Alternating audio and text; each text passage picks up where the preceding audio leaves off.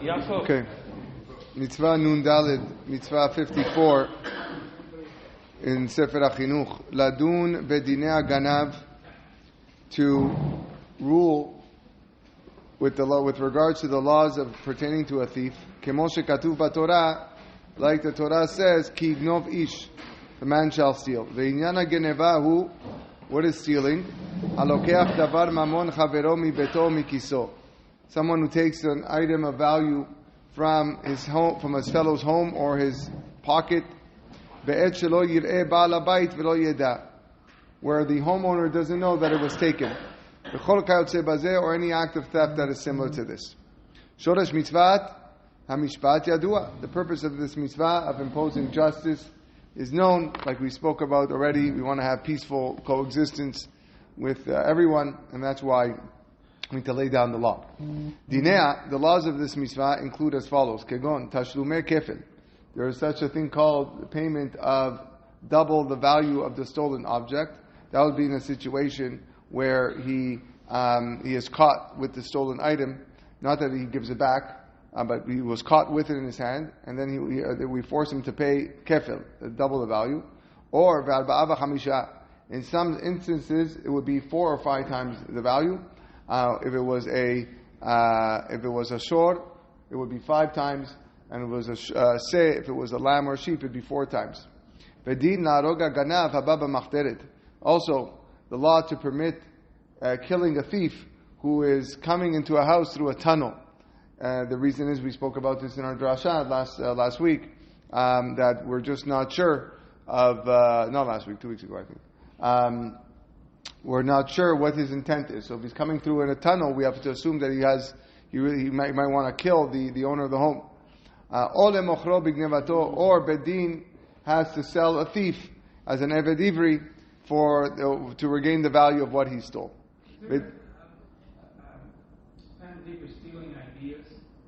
There is something called Gneva Dat, but I don't know if that's not referring to stealing ideas, although that's probably not a nice thing to do.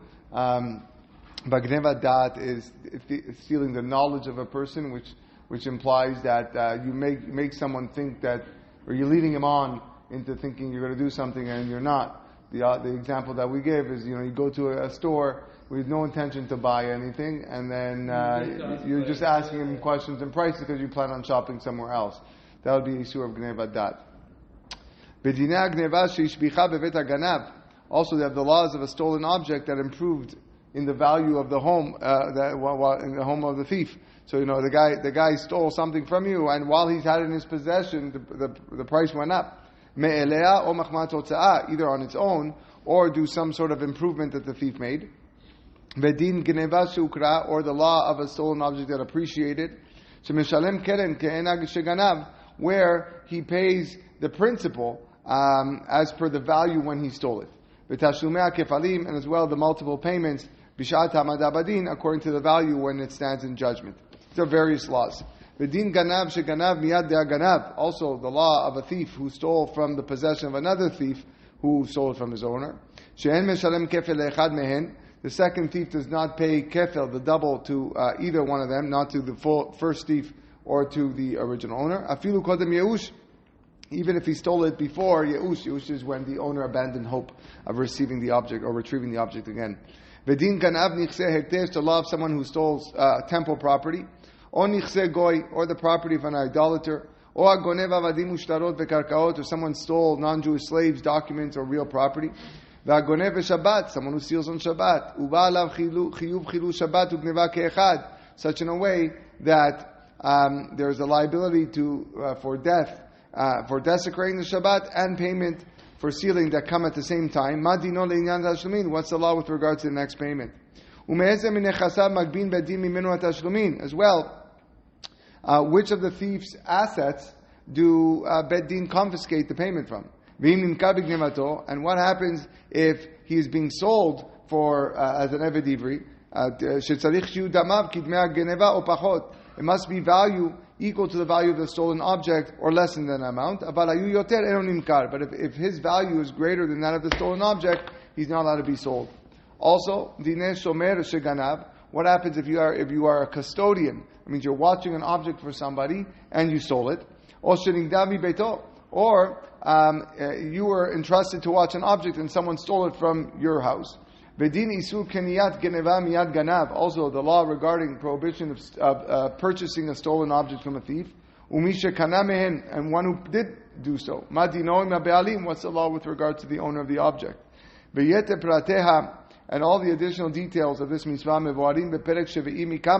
can be found in the 7th chapter of Baba Kama, and the 8th chapter of Sanhedrin, in the 3rd chapter of Baba Metzia, and